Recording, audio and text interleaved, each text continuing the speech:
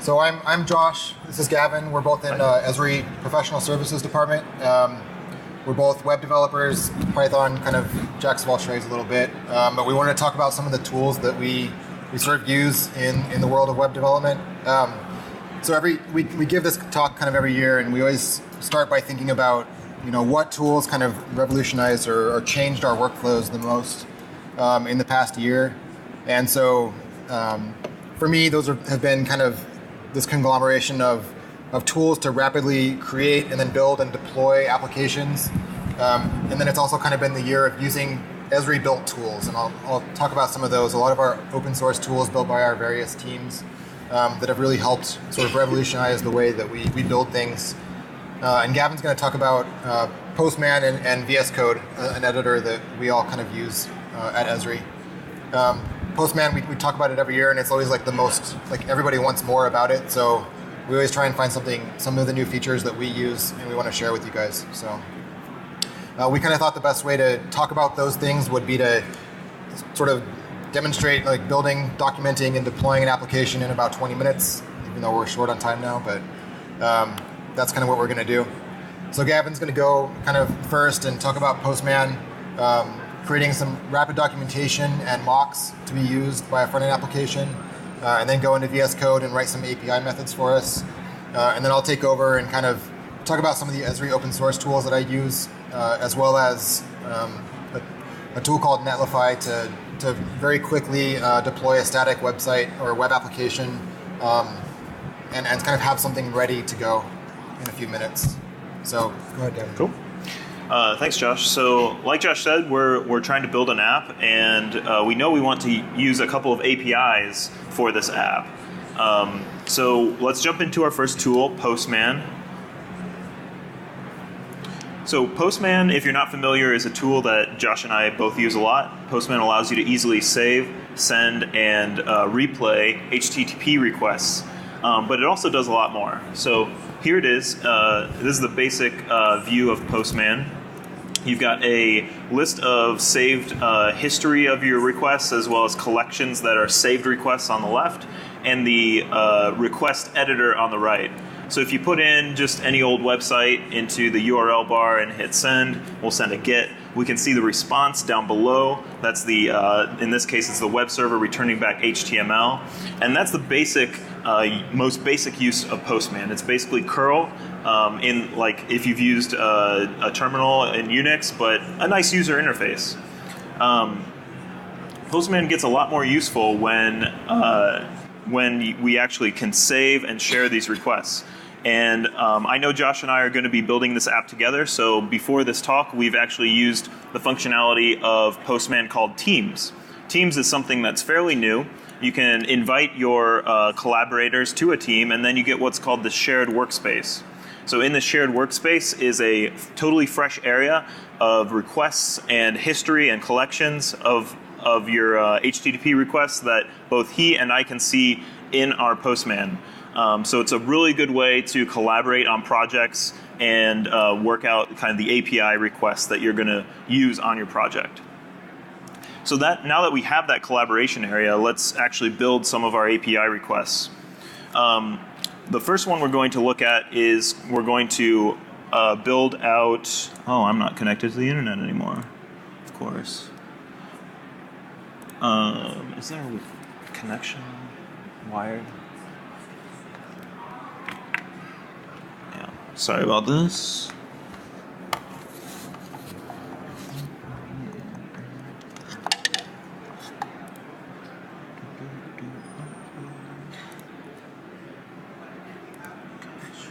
Of course.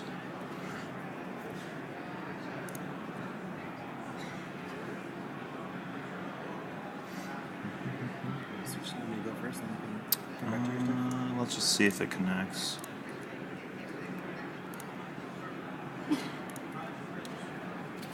Yeah, I guess I'll need to connect on the wire. Let me try that real quick. Do you want to vamp for a little bit? All right, change your plans. I'm going to write the front end first, and then he'll write the back end. So let me switch over to my screen. Oh, no, it's back. Back? Yeah, back. All right. There we go. Sorry about that, everybody. Okay, so we're back, I think. Let's close Postman and reopen.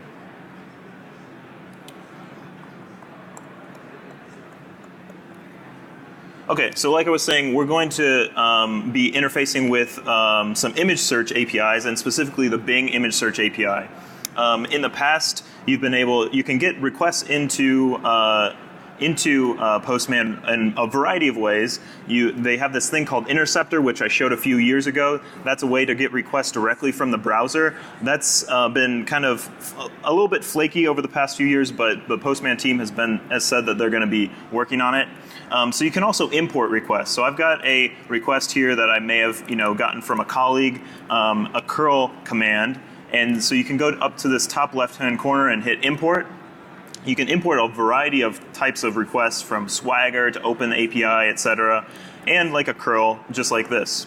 So I'm going to import that, and it's put in all the settings, including the URL and the query parameters and all this stuff, ready to go.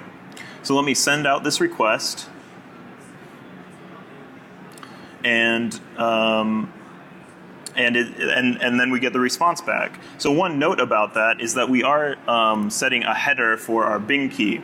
So this is the key that our API needs to use, and we haven't actually put it directly into the headers area. We're using the Postman functionality called environmental variables. Environmental variables allow you to set up an environment, and you can access it just from this drop-down.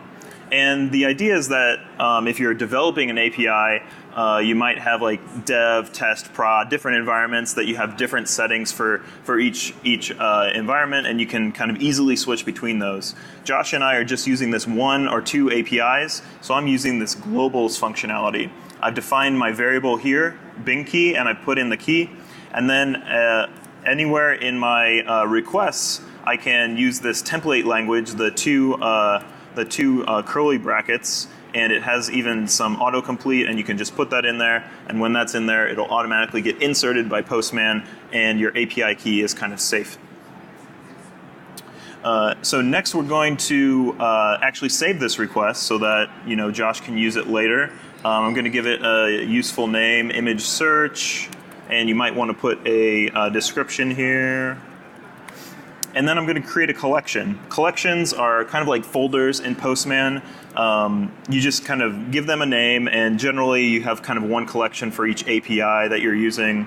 So I'll call this Bing API, and I'll place my request into that collection. And now it's saved over here on the left-hand side, and in the future I can, even if I close Postman and remove everything, I can always come back to this request by just clicking on it and resending that request. Now, Postman has separated out the concept of saving an HTTP request from the response in the past few years. And so I'm actually going to save this response as well. To save the response, you just click this Save button right here, and that opens a new tab where you can save all these different settings for the response. You can even change the values that you're saving. But in my case, I'm just going to say this is an image search, and it's of type photo.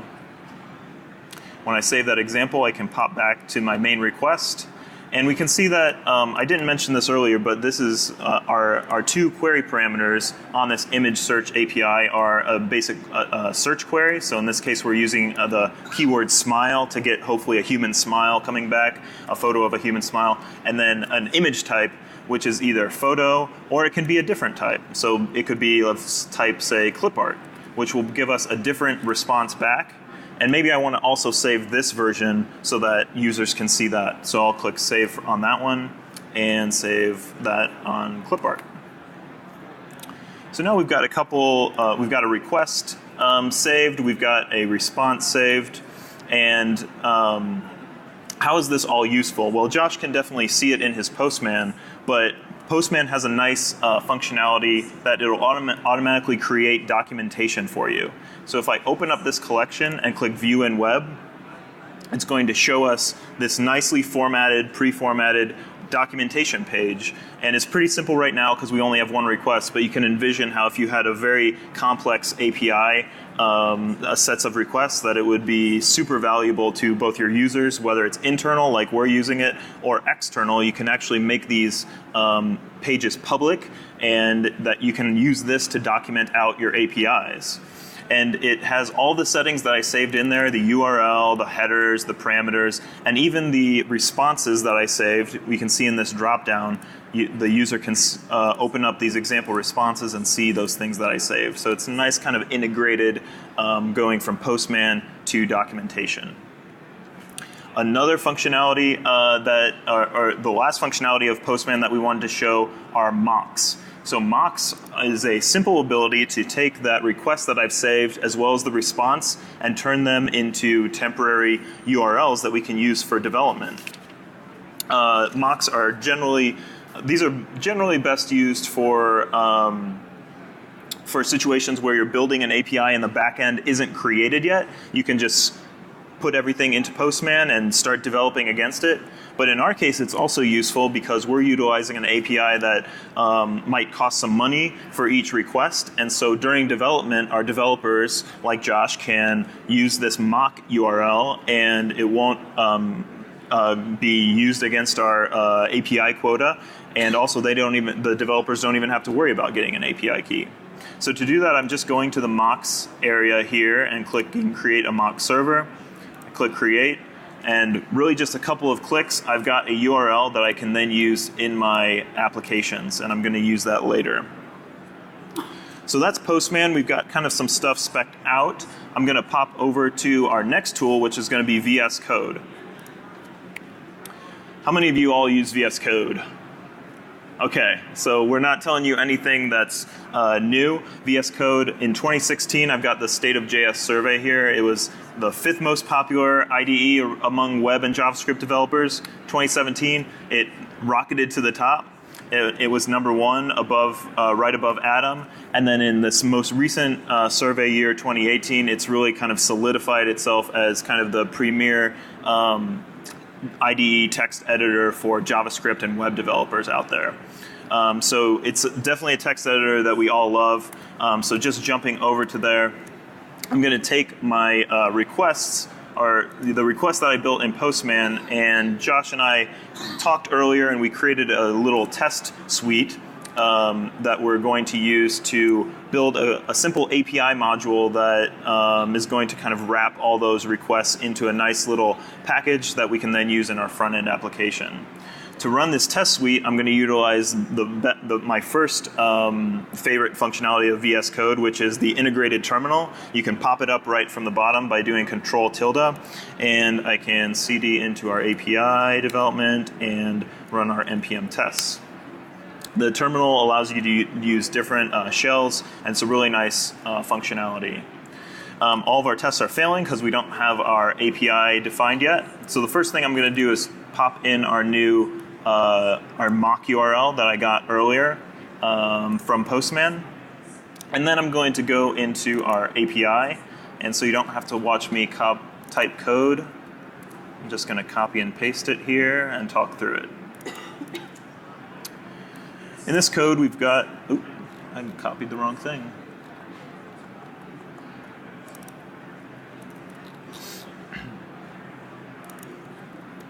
In this code, we've got a variety of things happening. Basically, we're importing Axios, which is a request library. And I've used everything that I figured out in Postman to write some simple wrappers around those Axios calls. So the first one is to get bird sightings, which I don't know if we've talked about a lot, but our application is going to be a viewer for bird sightings around a certain area.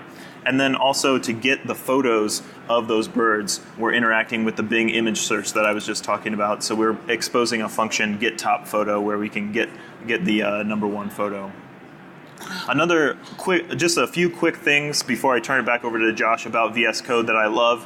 One is snippets. You can define your own snippets, or you can include extensions for snippets. I've installed the React snippets because we're going to be building a React component, and you can really do a lot with the React snippets. Like if you do, say, RCC, that's going to create me a React component, and that saves me a ton of time from having to create a bunch of boilerplate code.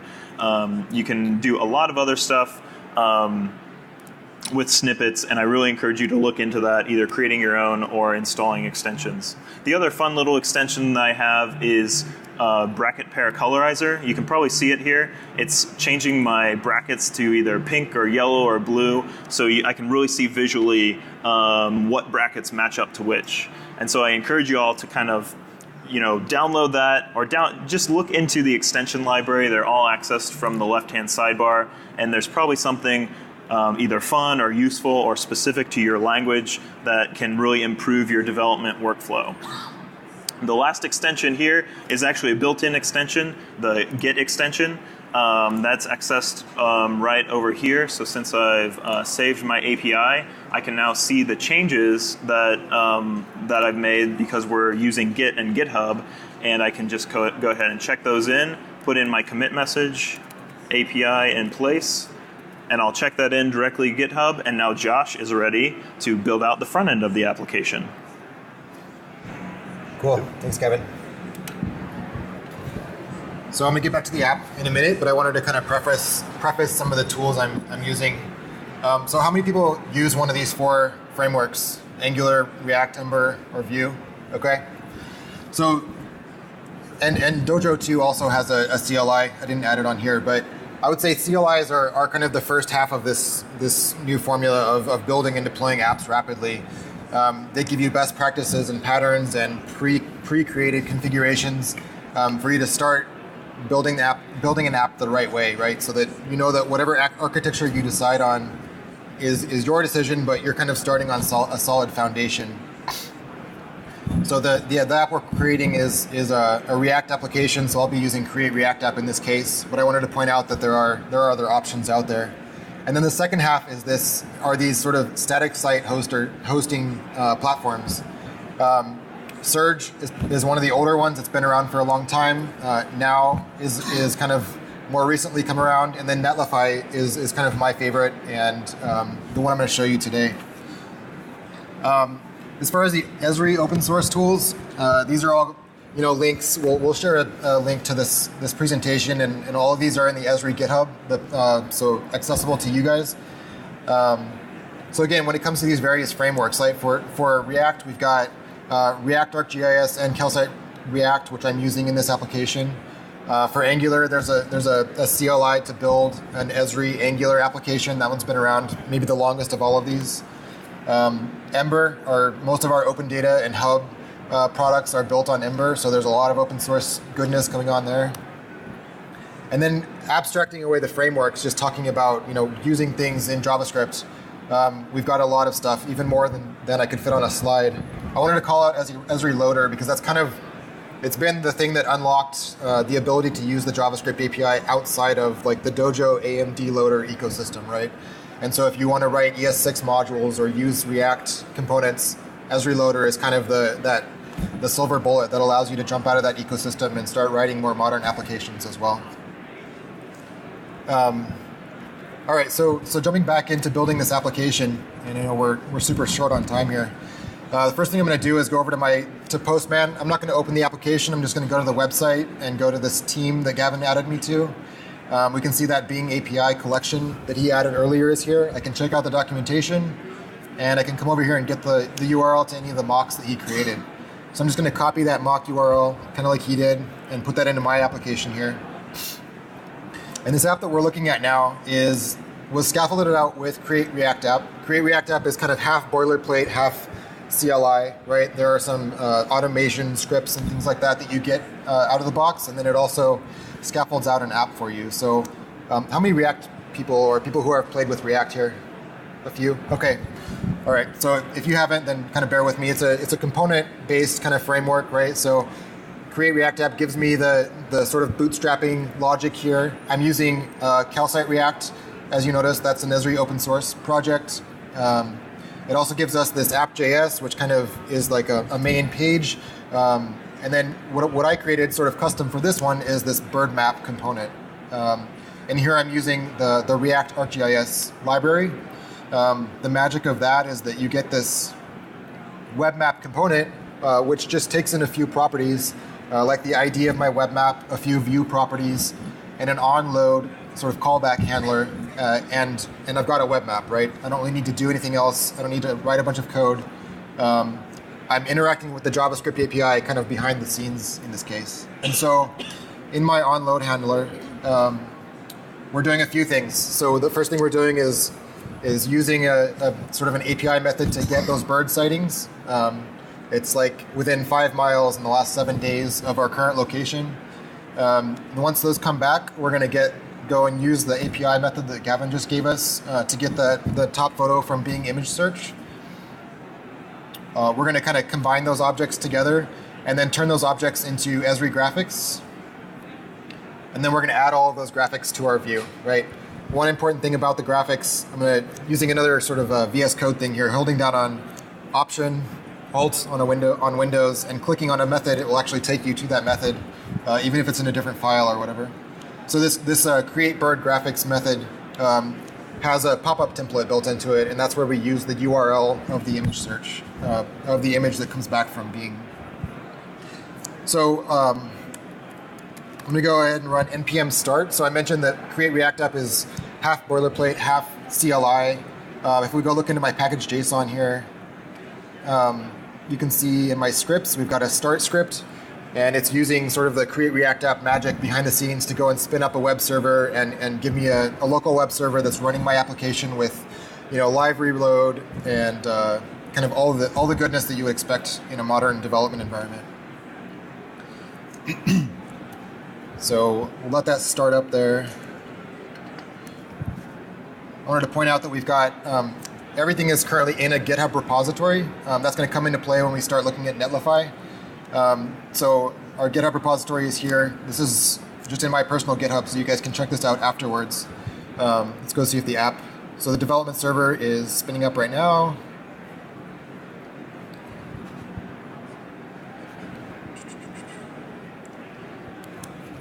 Come on.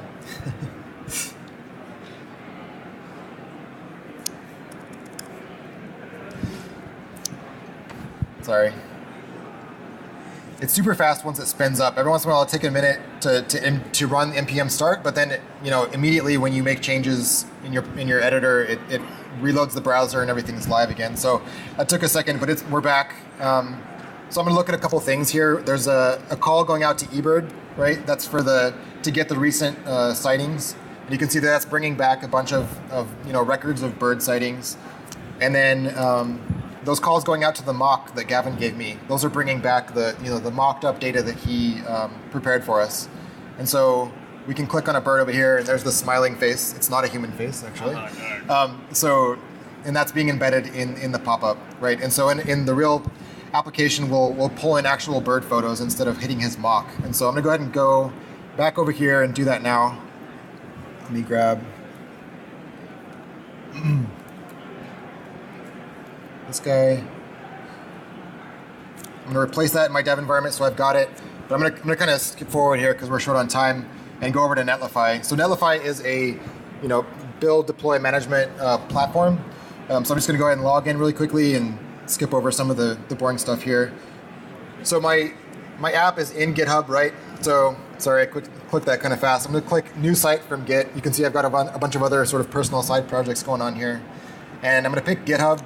You can also connect it to GitLab or Bitbucket. It's going to go authenticate with GitHub on my behalf. And I'm going to go ahead and search for that repo, which is Dev Summit 2019.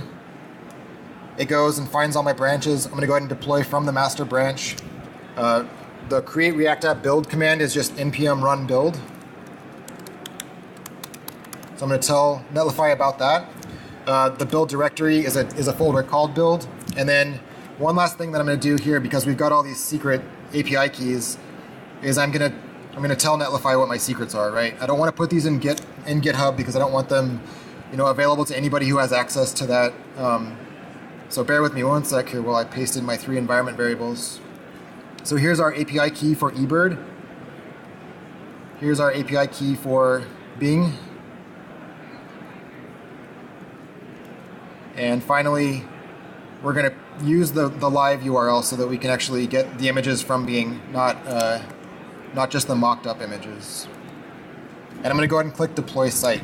So there is one more thing we've got to do here. So in our repo, notice that this application is actually in a subdirectory, right? It's in a folder called psbirds, which is pretty common, I think, that your whole app may not be in the root of your repository.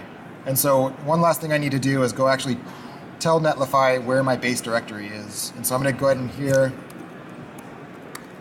and tell it that it's in psbirds. I'm going to save that.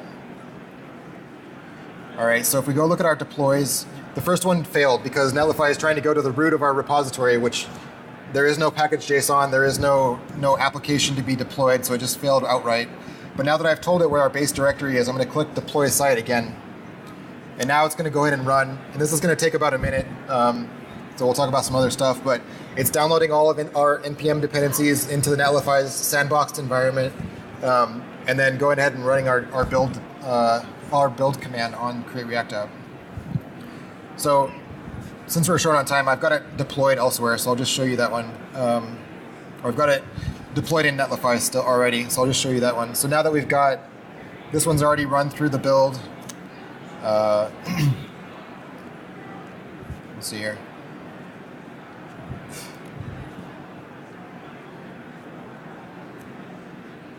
There we go.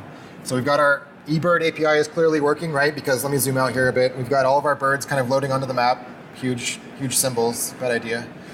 And if we click on it now, we're actually getting a picture, right? So this is a mallard, a duck that's actually, going and searching being. That's funny. There's a quail. So now we're using all of the bits and pieces that Gavin and I kind of put together to actually hit this API and get back this information. And we've got it deployed to Netlify. Everyone in the world can see it. Our entire team, our stakeholders, our customers, everyone can see it and start iterating really quickly. We've used this internally at Esri a lot, on my team especially, to iterate with our product engineers and product owners and give everyone kind of a very rapid feedback cycle. And it allows us to make changes and they can see the changes and give us feedback in minutes instead of days, right? There's no more nightly builds or weekly builds or whatever it may be. We can do that stuff kind of on the fly, really dynamically. One last thing I wanted to point out here is that this works for pull requests too. So Netlify has what are called deployment previews. And so earlier today, I went in and created a pull request to give the app a different name, nothing fancy. But you can see that using webhooks between GitHub and Netlify, whenever I create a pull request, Netlify is actually running a bunch of deployment checks for me. So they're all pretty trivial in this application's case, but the very last one here is actually a full-on deployment of the app, sort of screenshotted or snapshotted at that pull request. So the name of the app up here is different, and you can see it gives you a unique URL. And so you can do these atomic deployments and actually have like a live preview of every PR in your project's history. You can do the same thing with branches if you've got different branches. It's totally changed the game in like the feedback loop between developers and product engineers for us. So we're already 5 minutes over here. So here's some resources. That's the slides at the bottom. And then that app that I showed is just in my personal GitHub, Jay Peterson, Dev Summit 2019. All of the Esri open source stuff is in github.com/Esri. You can find that. That's it. Thanks.